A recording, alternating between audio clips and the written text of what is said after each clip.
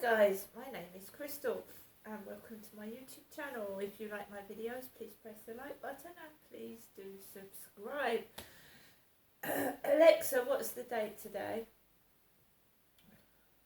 Today is Wednesday the 2nd of November. Alexa, what's the time? The time is 8:05 a.m. And Alexa, the weather. Alexa, what is the weather like today? In Rochester, it's 8 degrees Celsius with clear skies and sun. Today, you can expect lots of clouds, with a high of 14 degrees and a low of 8 degrees. Hi guys, so yesterday I went to Chatham. Chatham is a stop away on the train from Rochester. It was raining, so I went on the train. I could have walked. It takes approximately half an hour. Excuse me, I've got a bunged up nose. So, one of the things I did yesterday was going to Chatham Library, and I chose 4 books. And on checking them out, the guy at the desk said to me, you are aware you've got charges. I've paid half my library fine that accumulated over COVID, the couple of years that I didn't go to the library. So I accumulated £12. I've paid £8 of it off, so it's a very little fine amount. And he reminded me that I had charges, and that is fine, because when I go in there next time to return these books, I'll pay the small fine. The libraries can't be that desperate for money, surely. £4? Right. It might be more, might be 6, but he didn't tell me how much it was. So I chose 4 books which have got to be returned back on the 22nd of November. And in England, because a lot of people watch my videos in America, they stamp books. So there you are, it's the 22nd of November, Medway Serving You Library. So I've got to return them on the 22nd of November. This book is called Stress Control. Stress Control, a mind-body life approach to boosting your well-being by Jim White. Become your own therapist and control your own stress. Now that is exactly what I'm doing. As I told my son, who visited me last week, that he says, oh, you seem a bit calmer. That's because when somebody annoys me, I focus on something. So when I'm in a coffee shop and people are giggling, laughing, and something is irritating me, because things irritate all of us, I focus on a clock, I focus on a picture, and I don't hear the noise that's going in my ears. Because I can't wear earphones since I suffered trauma to the head, and I suffer from a chronic pain condition which hurts my face and jaw. So when something's annoying me, I focus in the distance on something else, and that noise fades into the background. I lost my father in 2021. I don't think I've got over it. Before he left this earth, I wanted to discuss why he did those things to me. Why? And it never happened. So he's gone. He never admitted to what he did. He never apologised. He never accepted it. And I have to live the rest of my life knowing that I'll never get answers to actually why he did those things to me. But I've got the Grief Survival Guide, How to Navigate Loss and All That Comes With It, by Jeff Brazier. And I have lost a parent, I've lost a sister, I've lost my sister, and I lost my dad recently. So that should be of some help. We also have overcoming low self-esteem. I have low self-esteem. Somebody spoke to me in the dentist and I was actually shocked. One of the patients even said, are you all right, to me? And I was absolutely shocked, because I don't think I'm worth speaking to, and that is exactly why people don't speak to me, because I put my head down and I'm expecting no one to talk to me, and some people do. So there we are. Boost your confidence and change your life for the better. Low self-esteem can make life difficult in all sorts of ways. It can make you anxious and unhappy, tormented by doubts and self-critical thoughts.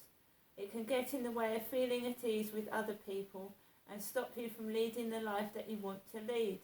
It makes it hard to value and appreciate yourself as you would another person you care about. And that is exactly what I'm suffering from, low self-esteem. It stems from childhood, when my dad called me spastic, and he called me degrading, derogatory names. And abusers do that as well. Domestic violence abusers do that. You're stupid, you're silly, you can't do anything. And that gives you low self-esteem. So I've learnt that. I've been told, you're a spastic, you're a dummy, you're a drip. My dad called me a drip. A drip. A young girl growing up, a drip. Alexa, what is a drip? As a noun, drip can have a few meanings. 1. An act of dripping. 2. Liquid that drips. 3. The sound made by falling drops. 4. An unattractive, boring, or colourless person. So my dad, at the age of 7, called me an unattractive, boring person, because that's what drip means. And I was a little girl. Alexa, what does spastic mean? As an adjective, spastic is usually defined as pertaining to, of the nature of, or characterized by spasm, especially tonic spasm. As a noun, spastic is usually defined as a person exhibiting spasms. Well, actually, my dad meant you can't call people spastics anymore, which is good. I was born with a clubbed foot. I had a problem with my leg, so my own father called me a spastic. And a dummy, Alexa, what does the word dummy mean? As a noun, dummy is usually defined as a representation or copy of something, as for displaying to indicate appearance. As an adjective, dummy is usually defined as noting or pertaining to an imitation, representation, or copy. As a verb, dummy is usually defined as to prepare a dummy of, often followed by a. For more, ask me to give you more definitions for dummy. So my dad was calling me a copy. A copy. A copy. But a dummy is a copy. A fake. A dummy. And I was a child when I was taking all this. A little kid when I was being degraded and mocked by my own dad. And he's gone to his grave not telling me why he did these evil, horrible things to me or why he was saying them when I was a little girl growing up, which is it's of paramount importance, especially when a child is growing into a teenager, to make them a confident, happy person. And my dad did not do that. He kept hammering evil things into my head, doing evil things to me, and he's in fact died, and I can't ask him why he did it. As a little girl, destroy me.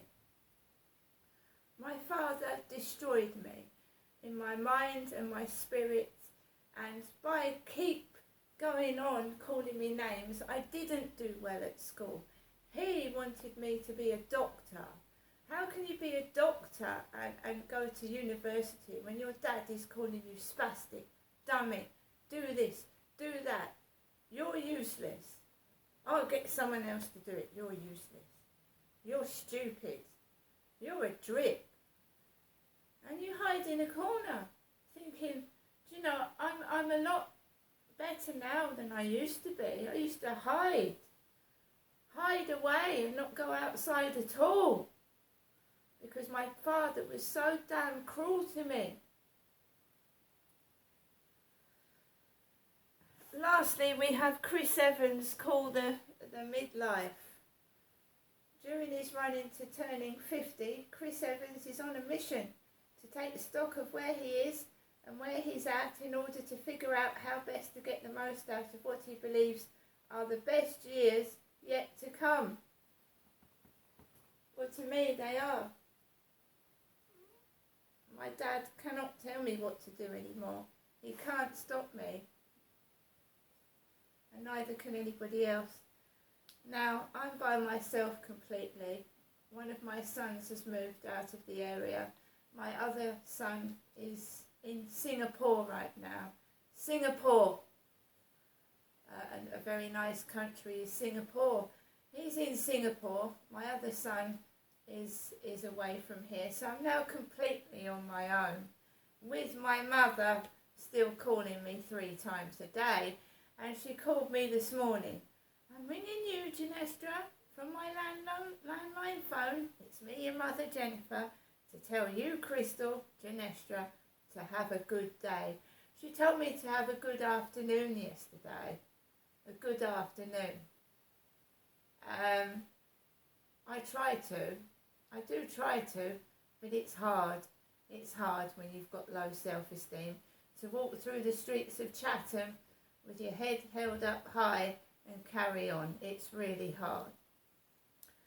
And just another thing, since COVID, I haven't really gone to a firework display. Now, for anyone that's interested, here in the Medway Towns, we have a magnificent fire display at the Great Lines Heritage Park, which is in Gillingham on Saturday the 5th of November, and it's 7 p.m. Now at Lansdowne Court, I could walk 20 minutes, 25 minutes up the hill and watch the fireworks. I, Crystal, now live in Rochester, and to get to to Gillingham is a long, long way from where I used to live. So I don't know if I will go, but for anyone else that's interested, there's one at the Great Lines Gillingham firework display. I can't drive. I can obviously get a train into Chatham, but you know, in the dark, for a woman by herself in the Medway Towns, I don't think that I will be able to go. And I've been locked away. No one can see me, no one can hear me, and it's very isolating. But I do try and help other people. If I can't get out, I'm sure other people can. And I do hope everybody has a lovely bonfire night, which is safe and careful. And also fireworks give off smell and a magnificent amount of noise. And I'm afraid really loud noises don't do anything for me at the moment until someone finds out what is causing this horrible pain I get. I won't be able to enjoy loud noises. But have a lovely day today, Wednesday, and I'll see you all later.